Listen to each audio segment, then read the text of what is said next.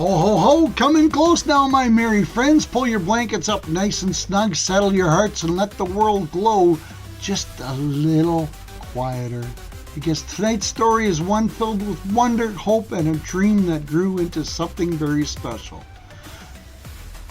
Deep in the North Pole village, where the workshop windows glowed golden against the snowy night and the air was always filled with the gentle hum of joy, there lived a toymaker named Elias.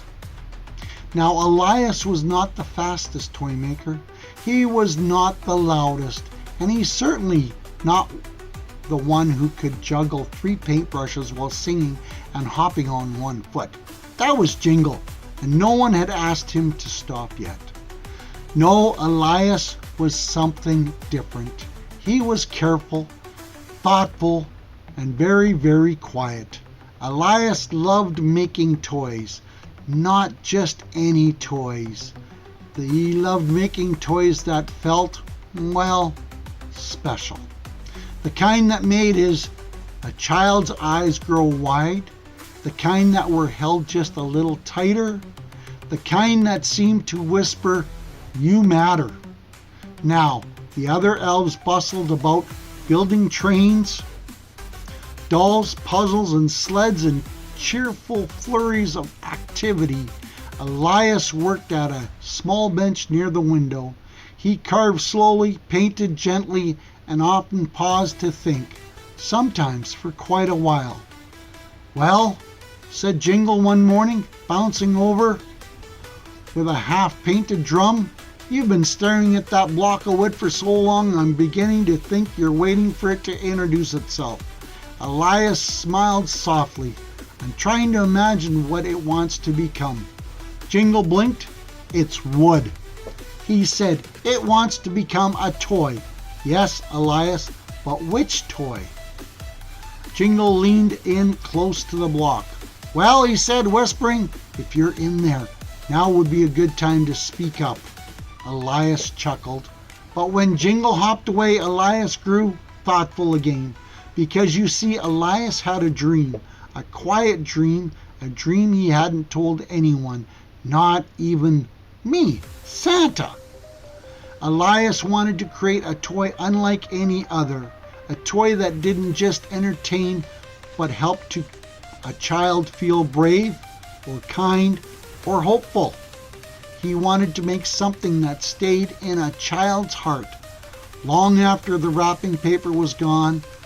But every time he tried, something felt, not quite right.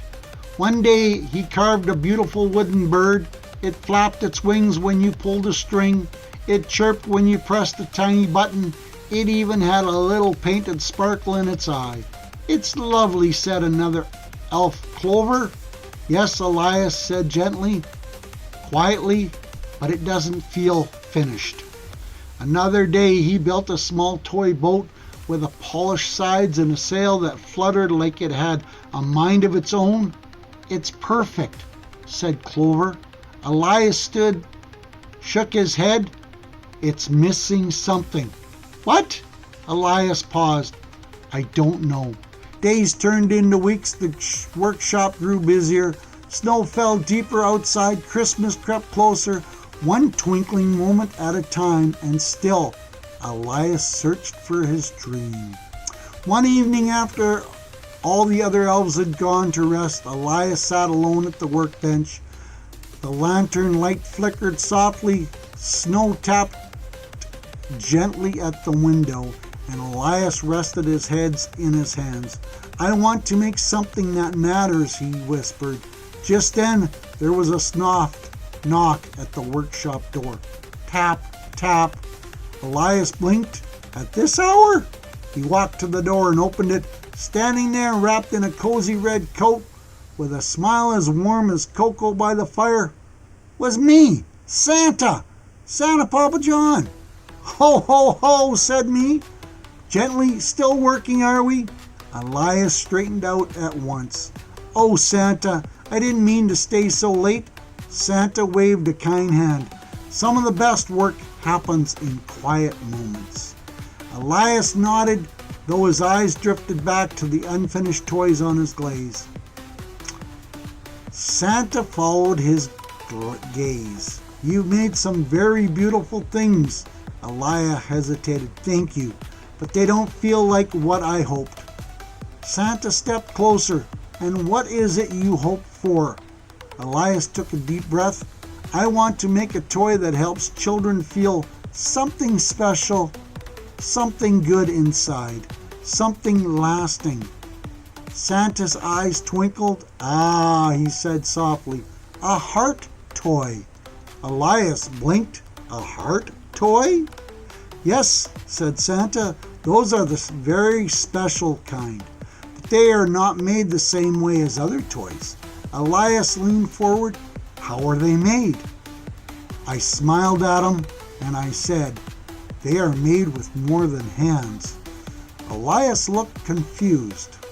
Santa gently picked up the wooden bird from the bench. "This is skillful work," he said, "careful, thoughtful." He sat it down.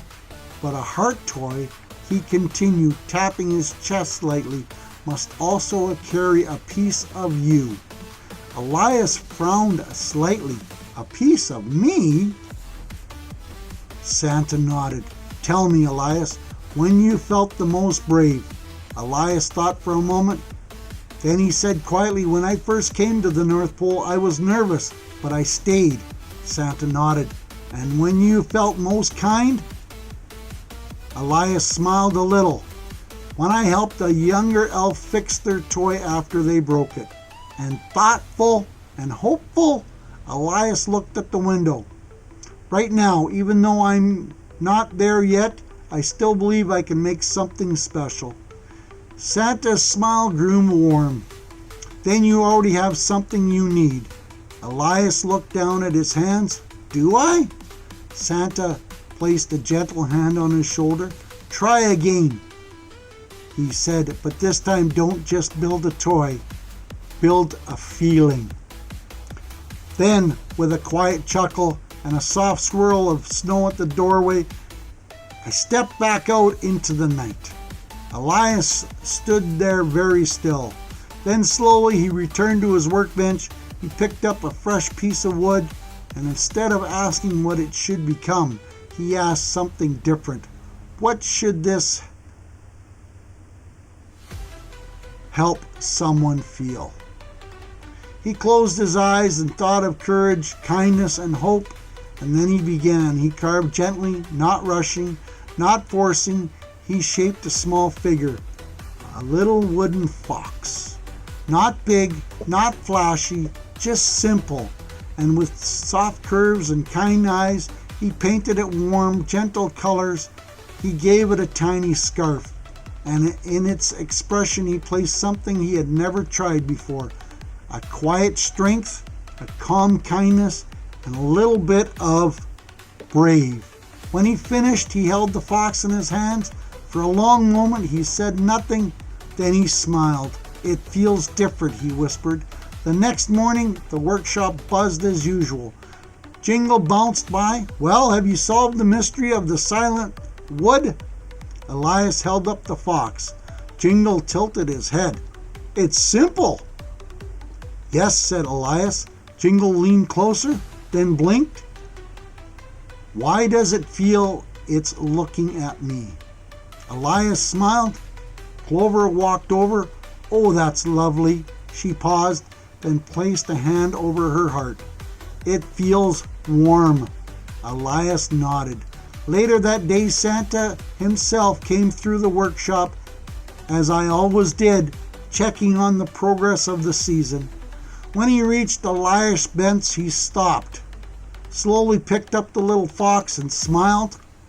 "Well now," he said softly, "this one carries something special." Elias held his breath. Santa looked at him kindly. "You've made your first heart toy." Elias felt something glow inside him. Not pride exactly, something deeper. Peace. On Christmas Eve, as the sleigh was loaded and the toys were packed with care, the little wooden fox was placed amongst them. It was not the biggest gift, not the flashiest, but it was there, ready, waiting, and somewhere far from the North Pole, in a small home where a snow fell gently outside the window, a child would soon unwrap a simple toy, a little fox with kind eyes, a little scarf, and something quiet and powerful tucked inside it. Something that they might not be able to name, but would feel. And maybe, just maybe, the next time that child felt unsure or afraid or small, they would hold that little fox close and remember they were braver than they thought, kinder than they knew, stronger than they felt. And back at the North Pole, Elias stood by the workshop window, watching the sleigh disappear into the starry night. He smiled softly because he knew he had done it, not by building something perfect, but by building something real. Here's the moral of the story. The most meaningful things we create are not the ones that look the most impressive on the outside, but the ones that carry kindness, courage, and care for our own hearts.